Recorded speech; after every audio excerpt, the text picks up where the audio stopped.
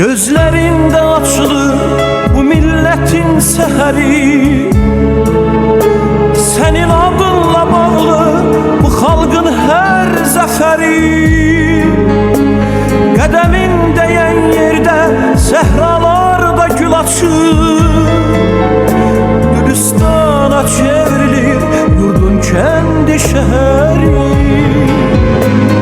Güneş doğur elə bir harda çekilir adın. Dosta fəxarət gelir gözü kör olur yadın. Azerbaycan deyəndə seni düşünürük biz. Azadlığı inamı xalqa sen bağışladın. Sen elə bir zirvəsən.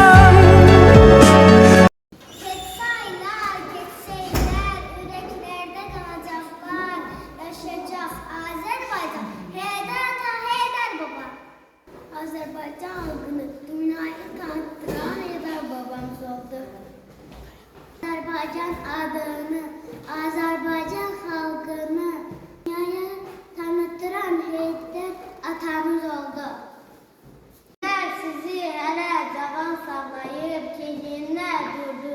Heydər deyil millət, çünki sizi hepsi bir düşmən var, yardınız Heydərdir. İndiki tərk keçənlər gözəldir. Görürsünüz necə Heydər gözəldir. Günortanın günü qədər gözəldir. Ömrümüzdə par verdiyimiz Heydər. Azərbaycan alını, Azərbaycan xadırı,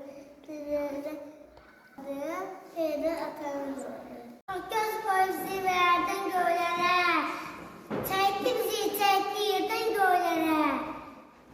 Yurdu Azərbaycan Heydərə sökər, Heydər dağına, o elə müdürüdür ki, elə ağıllı, bu vətən onunla gələcək cana. Hər zəndə əmrində qorxur, qüdrətində vətən tapıb iç var, məhbubəyə cüstəmi xanımya ait, adına küydədiyimiz Heydərdir. Keçsə aylar, keçsə illər, ürəklərdə qalacaqsa, arzularım səyət